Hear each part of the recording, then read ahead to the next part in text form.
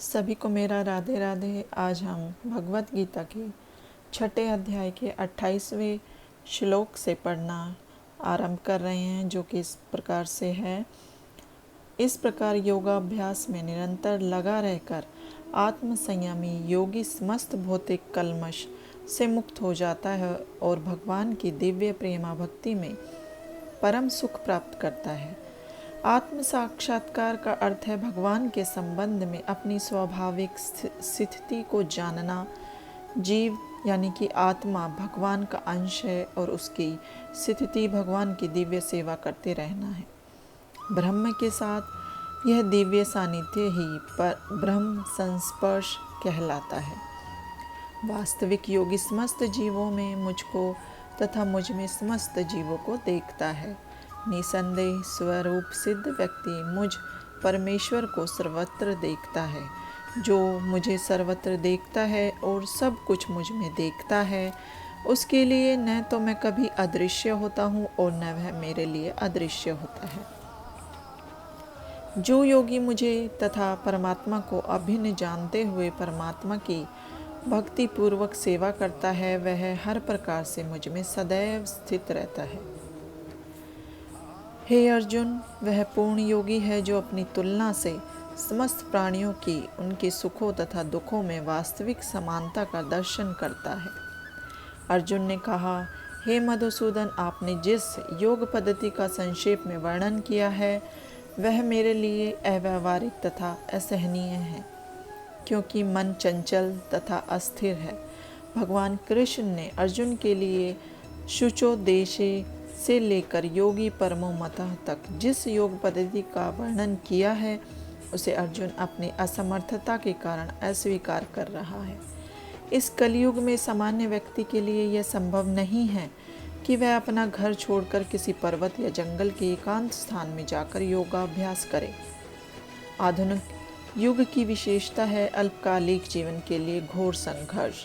लोग सरल व्यवहारिक साधनों से भी आत्म साक्षात्कार के लिए उत्सुक या गंभीर नहीं हैं। तो फिर इस कठिन योग पद्धति के विषय में क्या कहा जा सकता है, जो जीवन शैली, आसन, विधि, स्थान के चयन तथा भौतिक व्यवस्थाओं से विरक्ति का नियमन करती है। व्यवहारिक व्यक्ति के रूप में अर्जुन ने सोचा कि इस योग पद्धति का पालन असंभव है। भले ही वह कई बातों में इस पद्धति पर खरा उतरता था, वह राजवंशी था और उसमें अनेक सद्गुण थे। वह महान योद्धा था, वह दीर्घायु था और सबसे बड़ी बात तो यह है कि वह भगवान श्री कृष्ण का घनिष्ठ मित्र था। 5000 वर्ष पूर्व अर्जुन को हमसे अधिक सुविधाएं प्राप्त थी, तो भी उसने इस योग पद्धति को स्वीकार करने से मना कर दिया। वास्तव में इतिहास में कोई ऐसा प्रलेख प्राप्त नहीं है जिससे यह ज्ञात हो सके कि उसने कभी योगाभ्यास किया हो। अतः इस पद्धति को इस कलयुग के लिए सर्वथा दुष्कर समझना चाहिए। हाँ, कतिपय विरले व्यक्तियों के लिए यह पद्धति सुगम हो सकती है, किंतु सामान्य जनों के लिए यह असंभव प्रस्ताव है।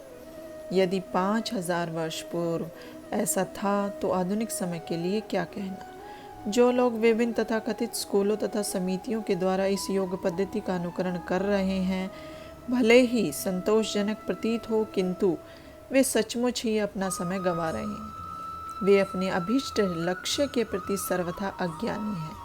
हे कृष्ण, चूंकि मन चंचल, उच्छृंखल, हठीला तथा अत्यंत बलवान है, अतः मुझे इस वश में करना वायु को वश में करने से भी अधिक कठिन लगता है। भगवान श्री कृष्ण ने कहा, हे महाबाहु कुंती पुत्र, निसंदेह चंचल मन को वश में करना अत्यंत कठिन है, किंतु उपयुक्त अभ्यास द्वारा तथा विरक्ति द्वारा ऐसा संभव है। जिसका मन चंचल है उसके लिए आत्म साक्षात्कार कठिन कार्य होता है, किंतु जिसका मन संयमित है और जो समुचित उपाय करता है, उसकी सफलता ध्रुव है। ऐसा मेरा मत है। भगवान घोषणा करते हैं कि जो व्यक्ति अपने मन को भौतिक व्यापारों से विलग करने का समुचित उपचार नहीं करता, उसे आत्म साक्षात्कार में शायद ही सफलता प्राप्त हो सके। भौतिक भोग में मन लगाकर योग का अभ्यास करना मानो अग्नि में जल डालकर उसे प्रज्वलित करने का प्रयास करना हो। मन का निग्रह किए बिना योगाभ्यास समय का अपव्यय है। योग का ऐसा प्रदर्शन भले ही भौतिक दृष्टि से लाभप्रद हो, किंतु जहाँ तक आत्म साक्षात्कार का प्रश्न है, यह सब व्यर्थ है। अतः मनुष्य को चाहिए कि भगवान की दिव्य प्रेमा भक्ति में निरंतर मन को लगाकर उसे वश में करे। कृष्ण भावना मृत में प्रवृत्त हुए बिना मन को स्थिर कर पाना असंभव है। कृष्ण भावना भावित व्यक्ति बिना किसी अतिरिक्त प्रयास के ही योगाभ्यास का फल सरलता से प्राप्त कर लेता है, किंतु योगाभ्यास करने वाले को कृष्ण भावना भावित हुए बिना सफलता नहीं मिल पाती।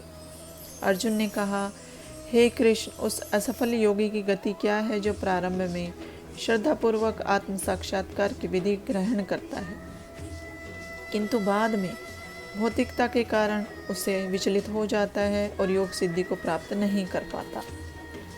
हे महाबाहु कृष्ण, क्या ब्रह्म प्राप्ति के मार्ग से भ्रष्ट ऐसा व्यक्ति आध्यात्मिक तथा भौतिक दोनों ही सफलताओं से चयुक्त नहीं होता और छिन्न भिन्न बादल की भांति विनष्ट नहीं हो जाता, जिसके फलस्वरूप उसके लिए किसी लोक में कोई स्थान नहीं रहता। हे कृष्ण, यही मेरा संदेह है और मैं आपसे इसे पूर्णतया दूर करने की प्रार्थना कर रहा हूँ। आपके अतिरिक्त अन्य कोई ऐसा नहीं है जो इस संदेह को नष्ट कर सके। कृष्ण भूत, वर्तमान तथा भविष्य के जानने वाले हैं। भगवत गीता के प्रारंभ में भगवान ने कहा कि सारे जीव व्यष्टि रूप में भूतकाल में विद्यमान थे, इस समय विद्यमान हैं और भवबंधन से मुक्त होने पर भविष्य में भी व्यष्टि रूप में बने रहेंगे। इस प्रकार उन्होंने व्यष्टि जीव के भविष्य विषयक प्रश्न का स्पष्टीकरण कर दिया है। अब अर्जुन असफल योगियों के विषय में जानना चाहता है और न तो कृष्ण के समान है, कोई न तो कृष्ण के समान है, न ही उनसे बड़ा तथा कथित बड़े बड़े ऋषि तथा दार्शनिक जो प्रकृति की कृपा पर निर्भर है, निश्चय ही उसकी समता नहीं कर सकते।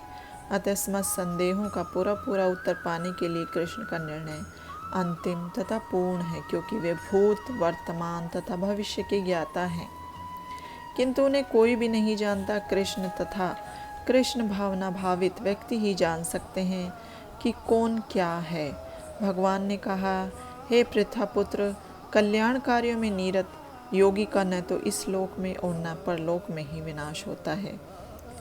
हे मित्र, भलाई करने वाला कभी बुराई से पराजित नहीं होता। असफल योगी पवित्र आत्माओं के लोकों में अनेकानेक वर्षों तक भोग करने के बाद या तो सदाचारी पुरुषों के परिवार में या कि धनवानों के कुल में जन्म लेता है, अथवा यदि दीर्घकाल तक योग करने के बाद असफल रहे तो वह ऐसे योगियों के कुल में जन्म लेता है जो अति बुद्धिमान है। निश्चय ही संसार में ऐसा जन्म दुर्लभ है।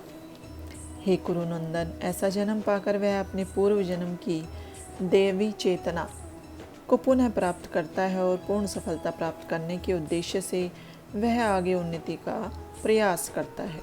राजा भरत जी ने तीसरे जन्म में उत्तम ब्राह्मण कुल में जन्म मिला। पूर्व दिव्य चेतना की पुनः प्राप्ति के लिए उत्तम जन्म के उदाहरण स्वरूप है। भरत विश्व भर के सम्राट थे और तभी से यह लोक देवताओं के बीच भारतवर्ष के नाम से विख्यात है। पहले यह इलावृत वर्ष के नाम से ज्ञात था। भरत ने अल्पायु में ही आध्यात्मिक सिद्धि के लिए संन्यास ग्रहण कर लिया था, किंतु वे सफल नहीं हो सके।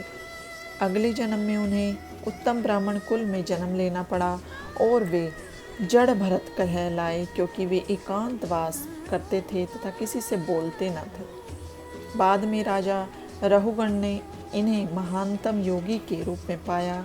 उनके जीवन में यह पता चलता है कि दिव्य प्रयास अथवा योगाभ्यास कभी व्यर्थ नहीं जाता। भगवत कृपा से योगी को कृष्ण भावनामृत में पूर्ण सिद्धि प्राप्त करने के बारंबार सुयोग प्राप्त होते रहते हैं। अपनी पूर्व जन्म की दैवी चेतना से वह न जानते हुए भी स्वतः योग के नियमों की ओर आकर्षित होता है। ऐसा जिज्ञासु योगी शास्त्रों के अनुष्ठानों से परे स्थित होता है, और जब योगी समस्त कल्मश से शुद्ध होकर सच्ची निष्ठा से आगे प्रगति करने का प्रयास करता है तो अंततोगत व अनेकानेक जन्मों के अभ्यास के पश्चात सिद्धि लाभ करके वह परम गंतव्य को प्राप्त करता है। योगी पुरुष तपस्वी से या ज्ञानी से तथा सकाम कर्मी से बढ़कर होता है। अतः हे अर्जुन, तुम सभी प्रकार से योगी बनो। जब हम योग का नाम लेते हैं तो हम अपनी चेतना को परम सत्य के साथ जोड़ने की बात करते हैं। विविध अभ्यासकर्ता इस पद्धति को ग्रहण की गई विशेष विधि के अनुसार विभिन्न नामों से पुकारते हैं। जब यह योग पद्धति सकाम कर्मों से मुख्यतः संबंधित होती है तो कर्म योग कहलाती है। जब यह चिंतन से संबंधित होती है तो ज्ञान योग कहलाती है, और जब यह भगवान की भक्ति से संबंधित होती है तो भक्ति योग कहलाती है। भक्ति योग या कृष्ण भावनामृत समस्त योगों की परम सिद्धि है। जैसा कि अगले श्लोक में बताया जाएगा, भगवान ने यहाँ पर योग की श्रेष्ठता की पुष्टि की है, किंतु उन्होंने इसका उल्लेख नहीं किया कि यह भक्ति योग से श्रेष्ठ है। भक्ति योग पूर्ण आत्मज्ञान है, अतः इससे बढ़कर कुछ भी नहीं है। आत्मज्ञान के बिना तपस्या अपूर्ण है। परमेश्वर के प्रति समर्पित किए बिना ज्ञान योग भी अपूर्ण है। सकाम कर्म भी कृष्ण भावनामृत के बिना समय का अपव्यय है। अतः यहाँ पर योग का सर्वाधिक प्रशंसित रूप भक्ति योग है, और इसकी अधिक व्याख्या अगले श्लोक में की गई है। और समस्त योगियों में से जो योगी अत्यंत श्रद्धापूर्वक मेरे परायण है, अपने अंतःकरण में मेरे विषय में सोचता है और मेरी दिव्य प्रेमा भक्ति करता है, वह योग में मुझसे परम अंतरंग रूप में युक्त रहता है और सबों में सर्वोच्च है। यही मेरा मत है। आज के लिए इतना ही। यहाँ पर हमारा 6वां अध्याय समाप्त होता है। सभी को मेरा राधे राधे।